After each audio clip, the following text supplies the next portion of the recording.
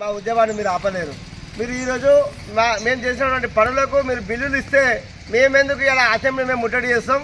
మేము ఎలాంటి పిలుపునివ్వలేదు, మేము ఎలాంటి కూడా ధర్నకు మేము పిలుపునివ్వలేదు. ఇవ్వకపోయినా మీరు భయంతో ఎక్కడ సర్పంచులు ఇక్కడ మనం మా ప్రభుత్వాన్ని నిలదీస్తారనే ఉద్దేశంతో మీరు మనం అరెస్ట్ చేయడం అనేది జరుగుతుంది. ఆత్మరాత్రి నుంచి మా సర్పంచ్ సోదరుల ఇంటి వద్ద మీరు పోలీసులతో గస్తీ కాపించి ఎక్కడికి వెళ్లకుండా ఎక్కడికక్కడ మీరు అరెస్టు చేయడం సరైనది కాదు. అయ్యా సీఎం గారు, మీరు ఇచ్చిన 6 హామీలు మీరు ఎక్కడైనా మీరు అమలు చేసిర్రా? మీరు ఒక్కసారి మీ గుండె మీద చేసుకొని చెప్పండి. మీరు మహాలక్ష్మి పథకం అన్నారు, అది ఎక్కడ పోయింది? ఇందిరమ్మ భరోసా అన్నారు, అది ఎక్కడ పోయింది? ఇలా మీరు ఇందిరమ్మ ఇండ్లు అన్నారు, అది ఎక్కడ పోయింది? ఇలా మీరు ఉచిత బస్సు అన్నారు, ఇలా మీరు మహిళలు మంచి స్కీమ్ పెట్టినని అందరూ సంతోషించారు. కానీ నా తొగుట మండలంలో ఉండే 17 గ్రామ పంచాయతీలలో ఎన్ని గ్రామ పంచాయతీలకు మీ బస్సు నడుస్తుందో ఒకసారి చెప్పండి. ఇలా 17 గ్రామ పంచాయతీలో ఎంతమంది మహిళలు మీకు ఓటేయలేదా? ఎందుకు మీరు అంత నిర్లక్ష్యము? మీరు ఉచిత బస్సు ప్రయాణం అని మీరు చెప్పి మీరు 17 గ్రామ పంచాయతీలలో 1-2 గ్రామాలకు మాత్రమే బస్సు సౌకర్యం ఉన్నది, మిగతా 15 గ్రామ పంచాయతీలకు మీరు బస్సు సౌకర్యం లేదు. మరి ఎందుకు మీరు దాని మీద ఎందుకు మీరు ఆలోచన లేదు? ఇలా మా అరెస్టులో పైన మీరు ఎందుకు ఇంత చూపిస్తున్నారు? ఎందుకు సర్పంచులు చేసినటువంటి బిల్లులు అడగడం న్యాయమైనది కాదా?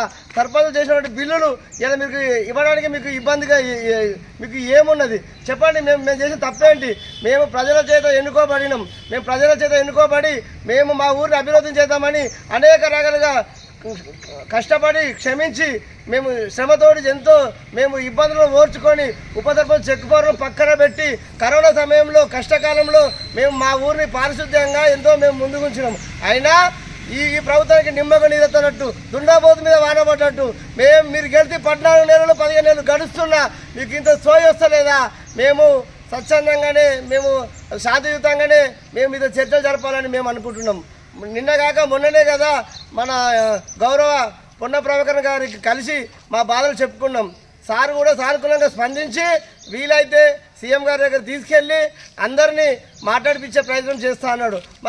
మీరు ముందు మేము చేసిన పనులకు మా ఎంపీలకు మీరు మా బిల్లులు మాకు ఇవ్వండి.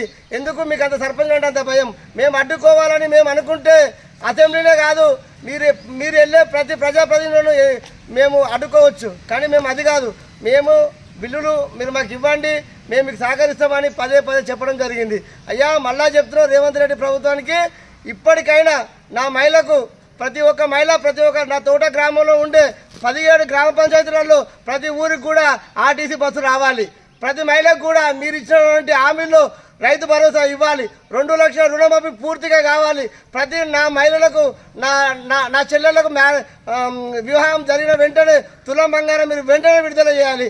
లేని పక్షంలో ఇదే సర్పంచుల ఉద్యమంతో పాటు మేము ఇక మున్ముందు కూడా అనేక కార్యక్రమాలు చేపడతామని ఈ ప్రభుత్వానికి నేను హెచ్చరిస్తున్నాను.